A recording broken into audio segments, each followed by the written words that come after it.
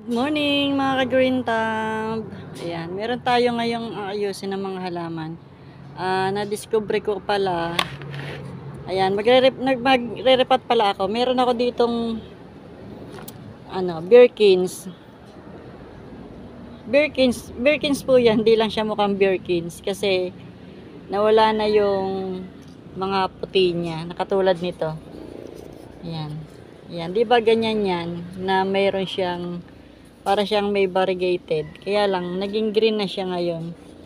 Hindi ko alam kung bakit. Yung isa lang to dati, maganda nung nabili ko dahil kulay puti siya.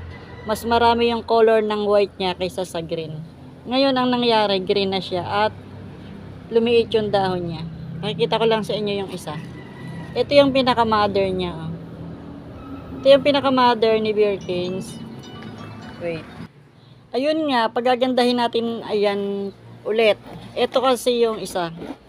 Ito, medyo may puti-puti pa siya, pero papalitan ko yung soil mix niya. Kasi, yung soil niya ay matigas na. Wala na siyang wala na siyang ipa.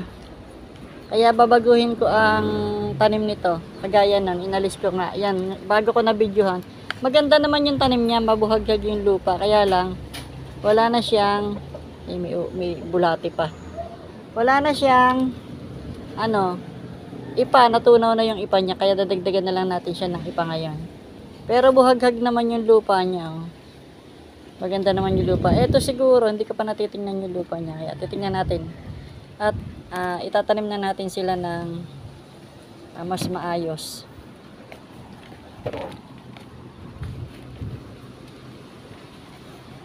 Yan, gumagalaw ang ating camera. Ayusin ko lang. Naputol yung isa kong stand. Kaya kumuha ko ng bagong stand. Yan, tatanggalin ko muna tong ating at checkin natin yung lupa niya. Okay naman yung lupa niya. Oh, maganda pa siya. Ayun lang yung ilalim. Putik na yung ilalim niya. Kaya hindi ko to isasama. Hindi ko sasama to kasi baka may bulate. Yan, hindi natin sasama to. Tinanggal natin yung luma at ito yung kanyang ugat ngayon. Gusto ko siyang pagandahin.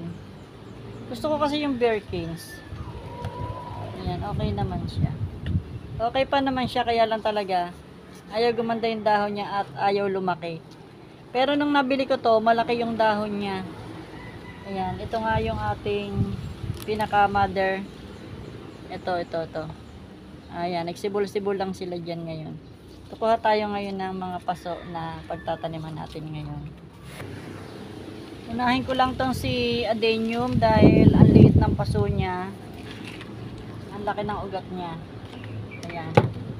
Ilipat ko lang siya dito sa medyo malaki-laking paso. Ayan yung ugat ni adenium, ang ganda. Ang ganda ng niya, ito kasi ay galing sa seeds. Pag galing sa seeds, yung yung adenium pala, ang ganda ng puno. Ayan, ang taba-taba, pero ang liit pa niya. Ayan, bigay lang to sa akin. Dito ko siya lalagay. At kukuha tayo ng complete na pataba. Yan, gagamitin ko kasi yung yung paso niyang maliit para sa Birkins natin. Meron tayo dito lagyan mo natin siya ng cinnamon powder para sa ugat. Hindi ko masyadong ilulubog yung ugat niya at lalagyan ko din siya ng complete na pataba.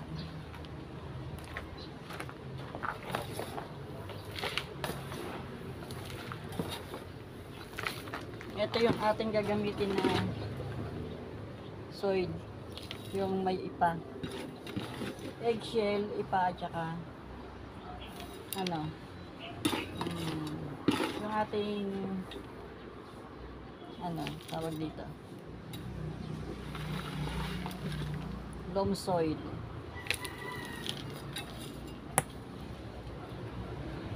Marami pa tayo doon na kaya lang hindi ko mabuhat yung lalagyan. Para gumanda siya dito. Malaki-laki yung kanyang paso. At pag lumaki pa siya, ililipat natin siya sa susunod na mas malaking paso. Hindi ko alam yung bulaklak nito kasi nga baby pa siya. Hindi pa siya namumulaklak. Yan, use pala tong ginamit ko na pot. Nagamit na to dati. Yan, inulit ko lang. Ito si, hindi kita. Ayun. Si adenium. Yan. Si adenium na galing sa seeds. Mamaya ko na siya didiligan. Baba muna siya. Ayan. Kaya natin, para malipat natin dito yung mga Birkins na maliliit. Bigyan ko lang siya ng soil.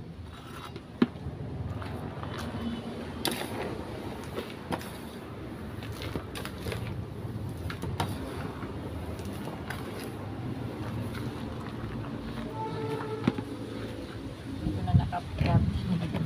Ayan, medyo malaki yung butas.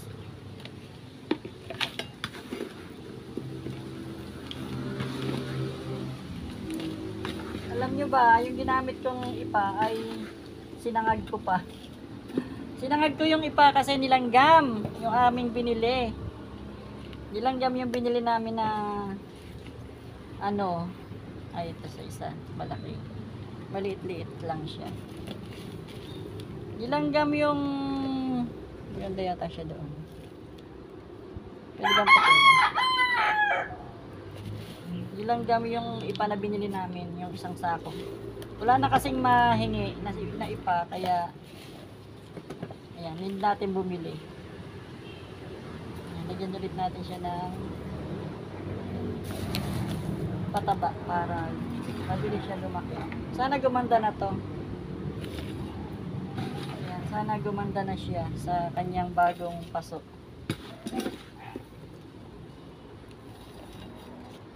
Gusto ko kasi itong si Birkins. Mas marami yung ipa na ginawa ko ngayon sa kanila para hindi sila tumigas. Ayan, ito na yung isa. Yung isa dito sa bagong pot. Walan tayo ng lupa. Nasa baba. Yan, lagyan ulit natin siya ng complete and yung ating osmocot.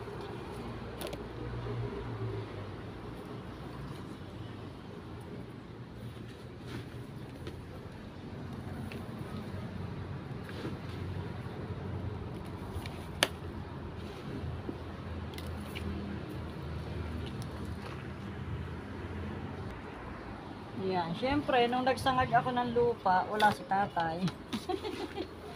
Magagalit kasi yun pag nakita niya akong nagsasangag ng ipa at saka ng lupa. Sinangag ko kasi ang daming guyam, madami siyang langgam, kaya sinangag ko yung ating ipa at saka lupa. Kaya color brown niya, color brown yung ating ipa. Kasi nga, sinunog ko sa malaking kawali. Hindi ko na po binidyuhan. Dahil nagmamadali ako at aabutan ako ni tatay pag umuwi. Ayun, di ba maganda siya? Sana gumanda siya ngayon at pumuti na yung dahon niya. Yan o, maganda na siya. Sa baba ka na ulit. Yan, nakatatlo na tayong repotting. At itong isa dito naman, tapos yung isa doon, tamang-tama lang.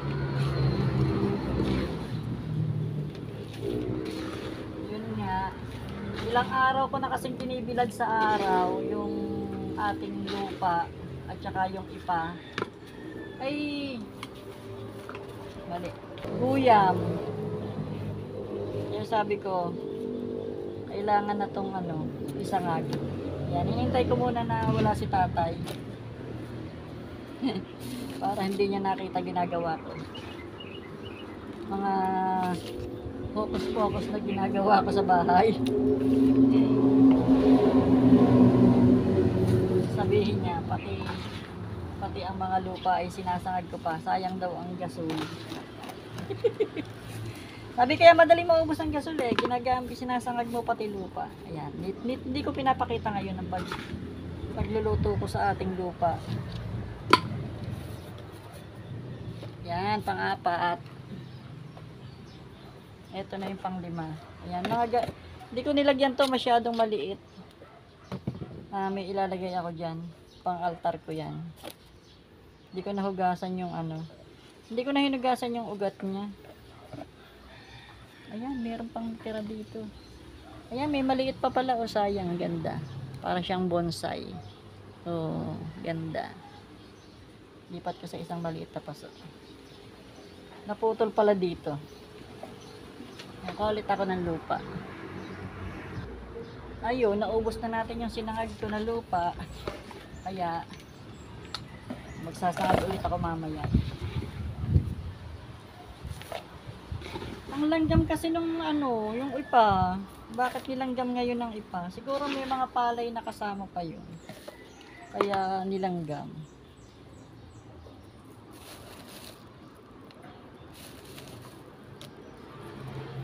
Siguro may mga palay. Kaya siya nilanggam.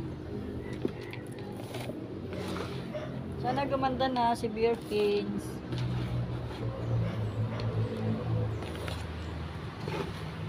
Yan, ubos na nga ang ating lupa.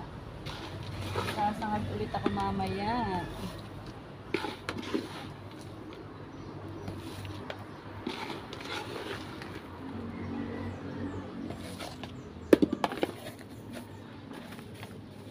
Sana gumanda na sila.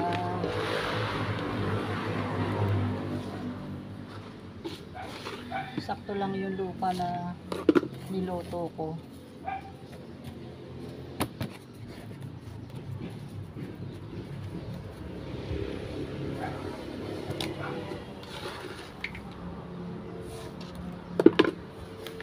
Ayun, nakagawa tayo ng 5 pagre-repat.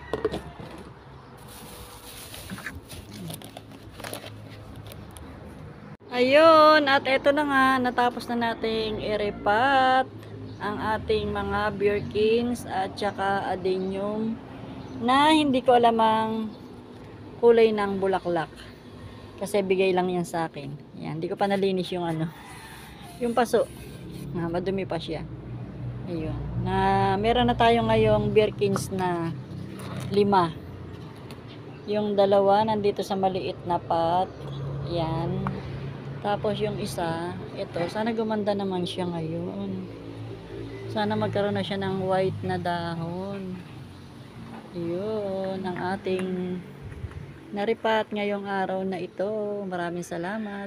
Maraming salamat nga pala sa mga laging nakasupport sa ating mga video.